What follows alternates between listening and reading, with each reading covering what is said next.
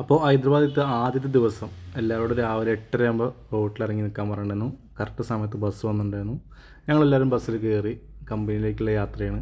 കമ്പനിയിൽ പോണത് അവിടെ കമ്പനിയിൽ ഹിൻഡുവെയറിൻ്റെ പ്രൊഡക്ഷൻ കാണുന്നതിന് മുമ്പ് കണ്ടതാണ്. എന്നാലും പുതിയ ഒരു പ്രൊഡക്റ്റ് വരുമ്പോൾ അതിനെക്കുറിച്ച് ആ പ്രൊഡക്റ്റ് ഉണ്ടാക്കുന്നത് മുതൽ അതിൻ്റെ അവസാനം സെയിൽ വരെയുള്ള ഒരു കാര്യങ്ങൾക്ക് ട്രെയിനിങ്ങിൻ്റെ ഭാഗമായിട്ട് നമ്മൾ അങ്ങോട്ട് പോകണത്. അപ്പോൾ നമ്മൾ അങ്ങോട്ട് പോകണ ആ കാഴ്ചകളാണ് കേട്ടോ.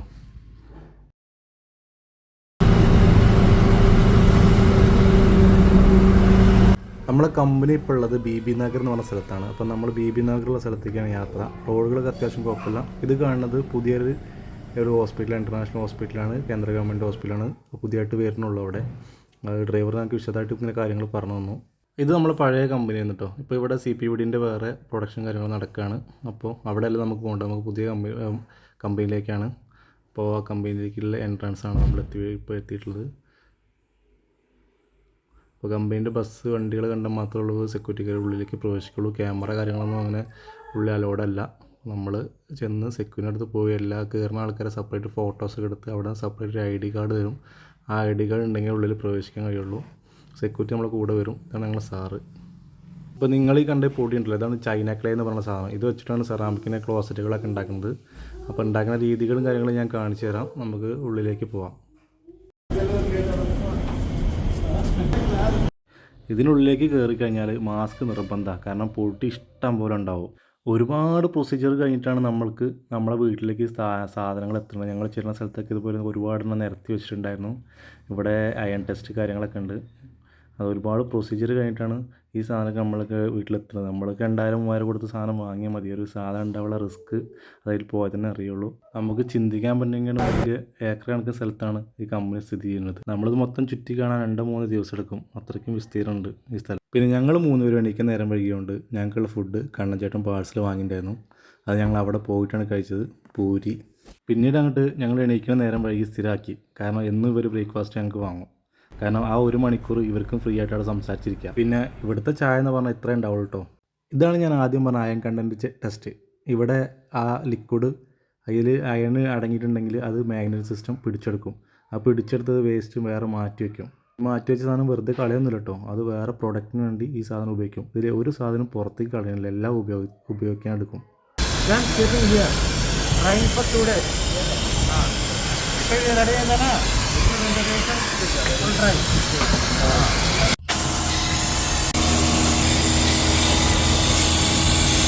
ഇങ്ങനെ ഓരോ പ്രൊഡക്റ്റിനും ഓരോ അച്ചുകളാണ്.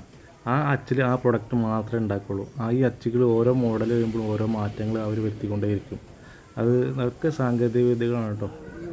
മാൻ പവർ കുറവാണ്, ഒക്കെ മെഷീനറി സാധനങ്ങളാണ് കൂടുതൽ. എന്നാലും ഒരു 10-2000 പണിക്കാർ ഒരു ദിവസം ഇവിടെ വർക്ക് ചെയ്യുന്നുണ്ടാവും.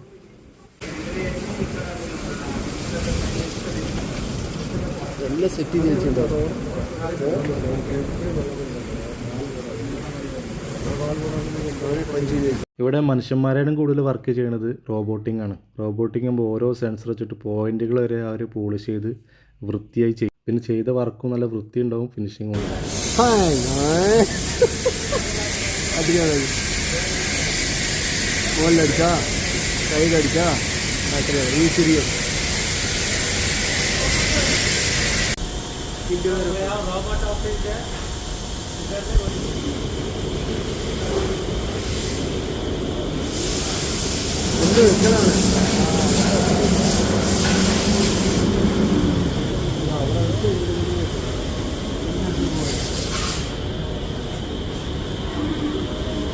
അത് എടുത്തിട്ട് പോകും. വണ്ടി കൊണ്ട് ആ പെയിൻറ്റ് വെച്ചിട്ടായിരിക്കും തിരിച്ചു വെച്ചാൽ.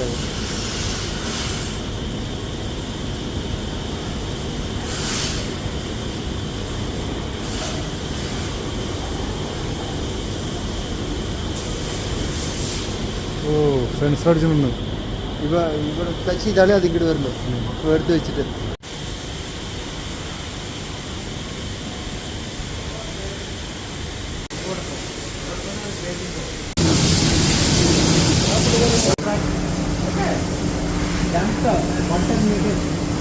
width 3.5 meter, height 2.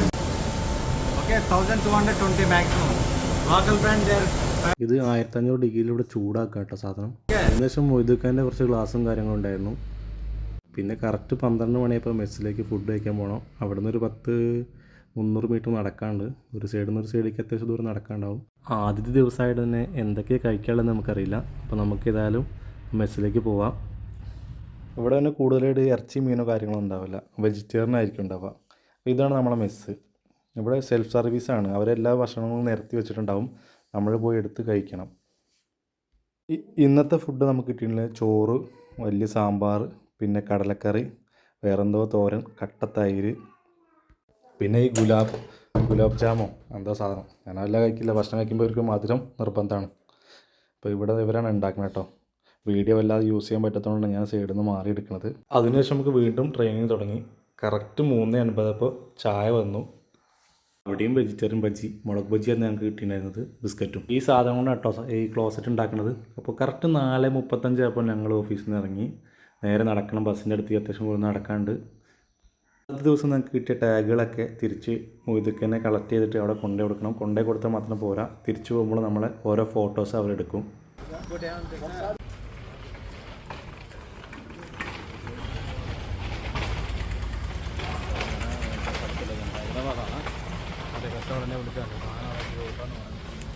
അങ്ങനെ റൂമിലേക്ക് വീണ്ടും ബസ് യാത്ര. ഒരു 35-40 മിനിറ്റോളം യാത്ര ചെയ്യാണ്ട്. അപ്പോൾ നമ്മളെ കൂടെ ഉള്ളതൊക്കെ അവിടുത്തെ സ്റ്റാഫുകളാണ്. ഇവിടെയൊക്കെ ഏകദേശം 10 കിലോമീറ്റർ ചുറ്റുമുള്ള ആൾക്കാർ തന്നെയാണ്. വൈകുന്നേരത്തെ ഫുഡും നമുക്ക് കമ്പനി അവിടെ തൊട്ടടുത്തുള്ള ഹോട്ടലിൽ ഏൽപ്പിച്ചതാണ്. നമ്മളവിടെ പോയി ടോക്കൺ എടുത്താൽ മതി, നമുക്ക് എന്ത് വേണമെങ്കിലും കഴിക്കാം. അപ്പോൾ ഞാൻ കഴിച്ചത് വെജിറ്റേറിയൻ ബിരിയാണിയാണ്. എൻ്റെ കൂടെയുള്ള ആൾക്കാർ അവിടെ സെൽഫ് സർവീസാണ്, അതുകൊണ്ട് അവിടെ പോയി ടോക്കൺ എടുത്തിട്ട് നമുക്ക് ഇഷ്ടമുള്ള സാധനം അവിടെ പോയി വാങ്ങാം. ട്രെയിനിങ്ങിന് പോയ ആദ്യ ദിവസം ഇവിടെ തീരുന്നു. എല്ലാവരോടും ഗുഡ് നൈറ്റ് പറഞ്ഞ് നേരെ റൂമിലേക്ക്. ബൈ.